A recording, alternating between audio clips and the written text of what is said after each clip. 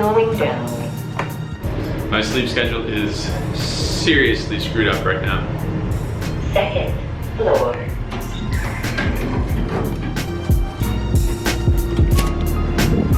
I'm going to the Bellagio right now to go take a look at the games, but just guess what time it is.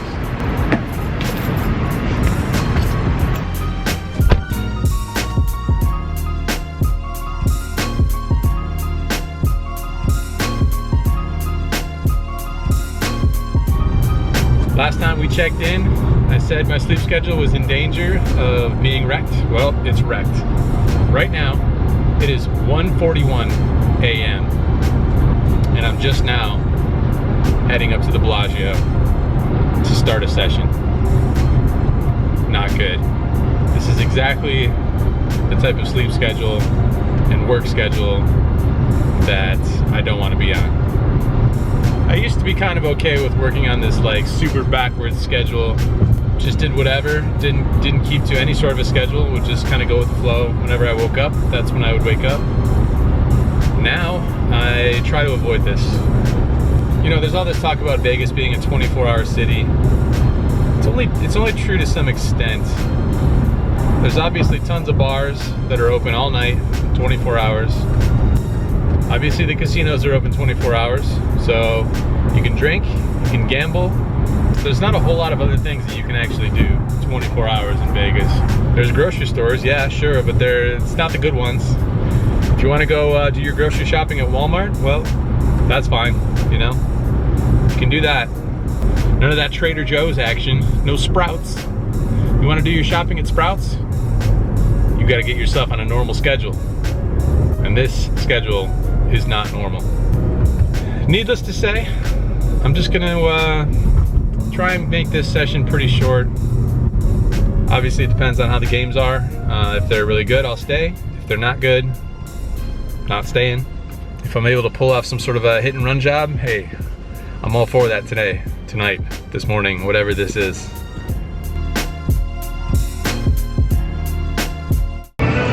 Maybe it's a matter of personal preference, but personally, I don't think it's a good idea to never see the sunlight. Wake up when it's dark, go to sleep just as the sun is coming up. Not ideal.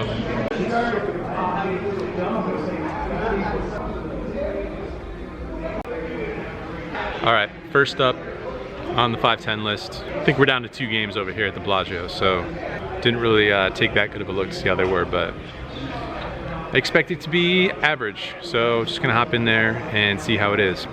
But in the meantime, while I'm waiting, there was a group of guys that reached out to me about supporting a couple episodes of the blog, and it gives me a chance to talk about something that a few people have asked me about, and that's the topic of staking. Now, it's an interesting topic because it's tough to know what best practices are as far as when you're the stakee. When you're the stakee, when you're the one being staked, it's tough to know who you should work with, who's reputable. You obviously don't want to put yourself in a bad situation and end up grinding it out for someone who's looking to take advantage of you, or may just inadvertently take advantage of you because they don't know what the hell they're doing. As for myself, I actually was on a stake for about 4 months, 3 or 4 months. When I first started playing 5-10, when I moved from 2.5 to 5-10, I went on a stake, and that was super helpful as far as moving up and getting over the hump and just being able to approach the 5-10 games without having to worry too much about dusting off my entire net worth. So that was obviously for live poker. The guys who reached out to me as far as supporting the blog, they do online poker, and they're available to players all over the US. And they run a site called imawhale.com. So I'll put a link down below to these guys. You can check them out. They do no limit hold'em, cash staking, and tournament staking. They do coaching for their players, which I think is important. You want somebody who really understands what it takes to beat the games and can offer poker advice, and not just, you know, someone who's throwing money at you and doesn't understand the variance and can tell you whether you're running bad or playing bad. So these guys seem to have a great reputation in the backing community, and they have a great core of active players as well. So I'm sure you guys will have more questions about staking in general, so feel free to fire away as always. put them down below in the comments. I'll try to give my input as best I can, and I'll put a link to these guys in the description box.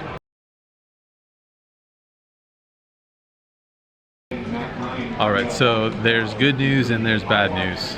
The good news is I should be able to completely rectify my screwed up sleep schedule following this session. Take a look at my eyes and see if you can guess what time it is now. It is now almost 2:30 p.m. So much for that hit and run job.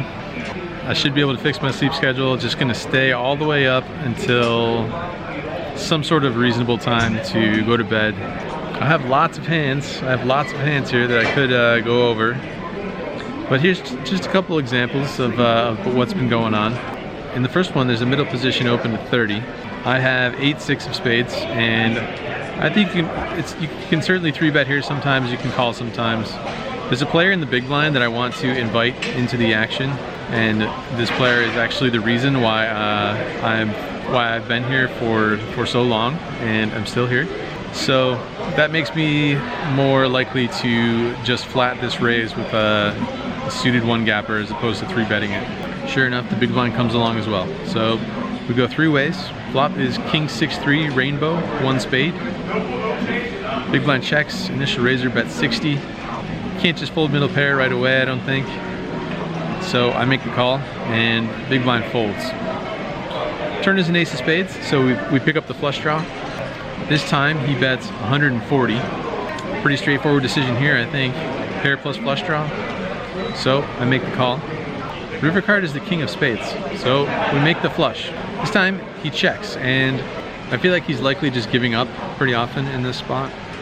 It's so hard for him to have a good hand here, and it's so hard for him to rep anything more on this run out. So he checks it over to me. I feel like he's giving up, but just in case, I want to try and put a very small bet out there to either get a crying call or to induce him to make a play at the pot. So I make a very small bet. I bet $90. He thinks for a while, and then sure enough, he puts in a raise. He makes it 420 to go. So I just decided to stick to the plan, stick to the game plan. I feel like I went for the induced bet. Got what I wanted, pretty much. So I make the call, and he rolls over queen 7 of spades. So a rather unfortunate run out. No matter what, I was gonna lose something on that river. I guess my induced bet backfired somewhat, and maybe if I make a normal size bet, maybe he's less likely, maybe he's a little bit more hesitant to put in a raise and just calls it. So maybe if I bet like, I don't know, 290 or 310 or something like that, maybe I save a little bit, but not a very good situation, not a very favorable run out for the 8-6 of spades this time. Shortly after that, I look down at 2 queens and I open it up for $40. The aforementioned player, who I'm looking to play pots with, calls in the small blind. So we go heads up to pretty good flop for us, 5-3 deuce, no overcards. Interestingly enough, the small blind leads out for $50. He's pretty short stacked. He's only got about $450. So I put in a raise, planning to go with a hand, obviously. For that stack size, I'm never folding my hand, and I'm very much looking to get all the money into the pot. So I raise it up to 150. Right away, he jams it in there, $450. I happily call it off. Turn 4, river 8. He rolls over pocket aces. Another situation, not so good. Was never getting away from that, no matter how he decided to play it. He decided to play it rather strangely, as he's been playing a lot of his hands. I don't know what else to say about that one. He's pretty destined to lose $450 there. That's what happened. The bad news is, Stuck City. Running rather poorly. Probably not playing my best as a result of both this marathon session that is in progress and running poorly, but definitely not running that good. Being 2:30 in the afternoon, I'm just going to stay here. The game is still decent. Unfortunately, my friend has just left, the person I was looking to mix it up with the most. We let him get away with about $6,000, 6K stack.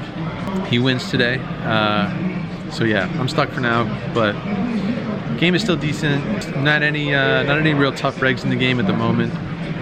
Just various degrees of loose and tight. So I'm gonna stick it out. Plan is to stay up until maybe 8:30 or 9 o'clock tonight. Head to bed and then wake up nice and early. Fix that sleep schedule. But I'm gonna get back in there, grind it out a little bit longer, see how it goes.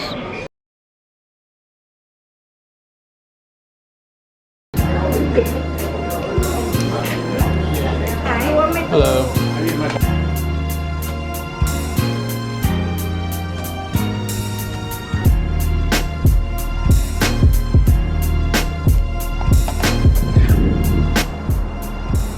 Little hidden gem here at the Bellagio, the Grand Patio.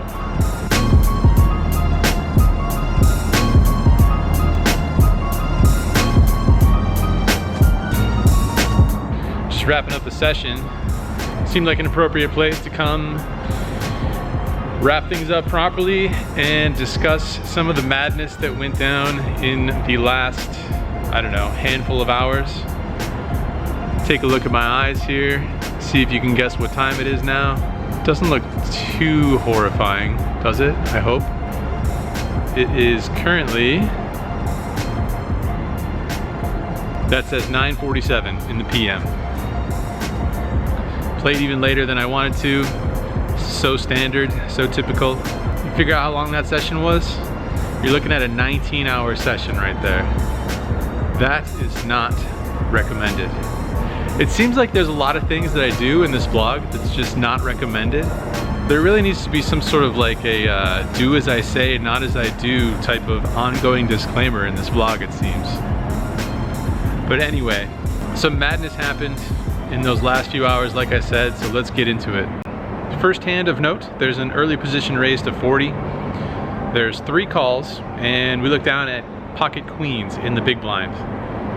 The initial raiser is a recreational player, has shown some tendencies to splash around a little bit, so we're obviously looking to put in a 3-bet here. I put in the 3-bet to $240. Initial raiser calls pretty quickly. The button also decides to join us. So the button is actually pretty short stacked. Button only has about maybe $250, somewhere in that range. And we're about $1,500 effective with the early position initial raiser. So 3 ways. We go to the flop 3 ways, and flop comes pretty safe. Flop is 9-3 deuce rainbow. So I'm looking to get some pretty good value here from pocket 10s, pocket jacks, maybe even like pocket 8s. That get stubborn from the initial raiser. Trying to put a decent sized bet, but not too big. Don't need to go crazy right away, because I think we could probably get multiple streets if I size it reasonably. So I decided to bet $330. Unfortunately, the early position player folds right away. The player on the button sticks all our money in, so somewhere around the neighborhood of $250. The board runs out 8-8. I show the queens, and they're good. So for once, something good in this session actually happened. We take down a decent sized pot there, scoop that one. Could be a sign of things to come, could be a sign that the tide is turning. Soon after that, a very interesting hand develops. The under the gun player opens for 30. There's a call in middle position. I look down at 2 9s in the cutoff. Happy to make the call. And the big blind calls as well. So we're off to a flop 4 ways. Flop seems pretty safe for our hand. Flop is 5-3-3 with 2 hearts and 1 diamond. Action checks to the initial raiser, who puts out a small-ish bet. Puts out a bet of 50. Not unreasonably small. It could be wise to use this kind of sizing, I think, to maybe fold out other players' equity, even if you just have ace high. Obviously happy to take down the pot and also balance that out with some bigger pairs. So who knows? Who knows what exactly is going on here, but I make the call and the other players fold. So we go heads up to a turn card. Turn is a queen of diamonds, so it brings a backdoor flush draw. This time the initial raiser puts out a bet of 200. Again, fairly standard, fairly reasonable size. I think it's a little bit too tight to just fold right away, especially considering the fact that we're up against a recreational player. Could easily be using a high card as a bluff card, a scare card. Could easily be using the queen as a scare card. So I think it's a little bit too weak to just give up right away. But I'm probably going to be looking for some excuse to fold on the river. So could go either way. I mean, I think you could probably potentially fold the turn. It just feels a little bit too weak, especially given the action that I had seen from this player beforehand. So I go ahead and make the call. We're off to a river card. Looking for somewhat of a safe river card, but not looking to get too much more involved in this hand. River card is a jack of diamonds, so completes the backdoor flush draw. My opponent has about 700, I think 730 to be exact, $730 left. As I said before, I'm not looking to call it off, trying to just get a feel for the situation, but planning on folding, planning on making a fairly standard fold, I think. So my opponent does in fact go all in, and my initial reaction is to fold fairly quickly.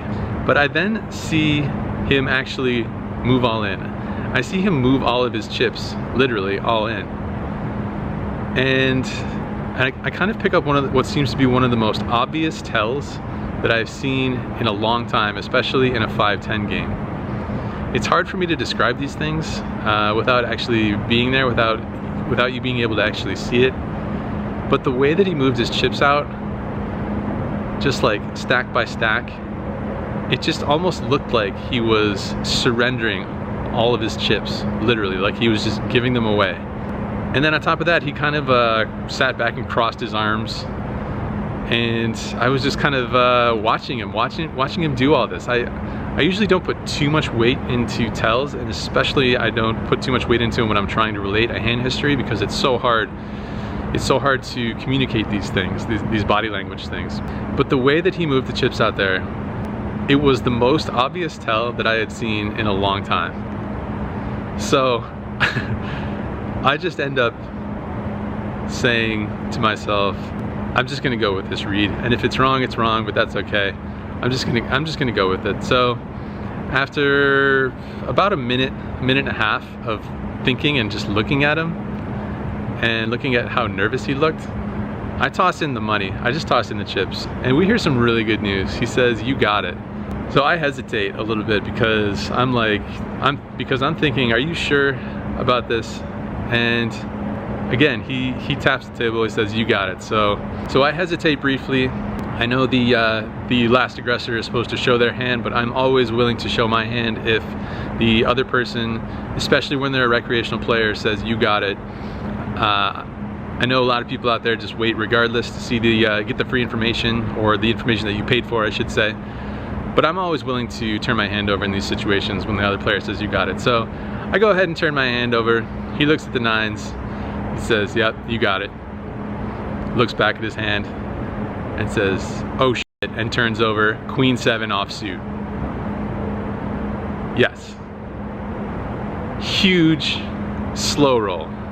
Huge slow roll, and a little bit shocking and annoying, to say the least, on various levels, because A, what the hell is this Queen 7 nonsense, and B, what is this slow roll nonsense? The thing is that this guy truly thought that he had King 7 offsuit and was just lost his mind, was just spazzing the hell out. He legitimately was not trying to slow roll me. The entire table was a little bit baffled at just how long and how obvious but probably unintentional this slow roll was. What can you say? I mean, I'm about 98% positive that he really thought he had King 7 and was just blasting off, spazzing away, legitimately thought that he was bluffing with King High. It just seems a little bit weird for him to be, if he did have Queen 7, to just be piling in money like that on the river. I feel like he possibly would have considered just trying to check it down at that point, but maybe not. It's not 100%, but the way that he seemed slightly embarrassed on multiple levels, I think he kind of felt like he got slightly owned, but also looked incredibly foolish, not even knowing what his hand was. Like I said, it's possible he was just trying to rub it in my face. It's possible he was purposely slow rolling me. I don't really think so. I feel like his body language was pretty transparent, but who knows. So none of it really matters. We lose that pot. I ended up making a call that I thought was a good call, and I still think is a pretty good call based on what I was looking at, but who knows. So we lose that one and we're back in the basement. Last hand of note in this monstrous session. There's an early position raise to 40. There's a late position call. We look down at pocket fives on the button. Happy to make the call. The big blind puts in a 3-bet, makes it 180 to go. Action folds back to us. So it's 140 more, and we are somewhere around 1500 effective. Pretty borderline. We do close the action, which is great. The price is not too bad, and there's reasonable stack sizes behind. So all those factors, plus the good old factor of folding is the most boring play in poker. I decide to make the call. We go heads up to a flop. Flop is favorable. Flop is 5-5-4 rainbow. To say this is the gin flop is the ultimate understatement, because we should be able to get, if we don't get max value on a good run out here, then it's just not in the cards. Literally, it's not our night. We should also be able to get good value on hands that just barrel, because they can easily put pressure on a hand that we were set mining with, and it's very hard for us to connect with this board. So the big blind continues, which is great to see. We're off to a great start. He bets $200. Happy with this sizing. Obviously not looking to make any raises, don't want to scare anybody off, trying to keep ranges wide just in case he doesn't have aces or kings or queens. So we make the call.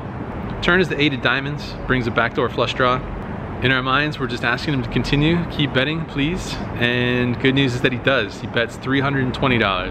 That's $320 that we will be collecting. Pretty much the same situation. I'm trying to keep ranges wide. I try and do a fake Hollywood type thing where I'm actually thinking, but not trying to make it too obvious that I'm Hollywooding, obviously. So I pause for a little bit, but then I make the call. River is an offsuit queen. He's got about 800 or 900 maybe left behind. Again, thinking in our minds, keep that pressure on, keep it coming. Sure enough, starts stacking up the chips, dumps them in there. Again, I do my thing where I'm not looking to get that free information or whatever. I know I'm winning this pot. I just say I call and turn my hand over right away. What else is there to say? We're collecting all those chips. So amazingly, I was actually able to get all the way unstuck and actually up a couple $100 thanks to that ridiculously favorable flop and a few other hands that went our way. Bad news is, after that happened, more of the same. Just started whiffing flops, calling raises for $50, calling 3-bets for $150, and one thing after another. It doesn't take too long to get stuck again. So actually booking another loss here in the 5-10 game at the Bellagio. Lost $1,150. Obviously not the ideal result that we had in mind when I said that we were going for that hit and run job tonight, or yesterday, whenever that was, this morning.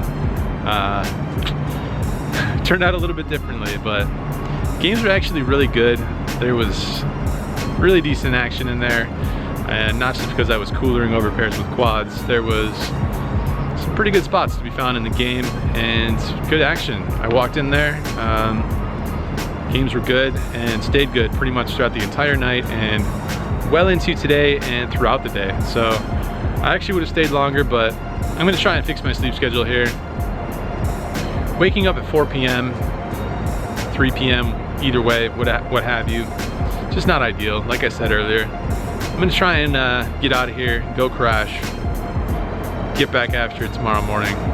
Remember what I said, do as I say, not as I do. Except when it comes to flopping quads.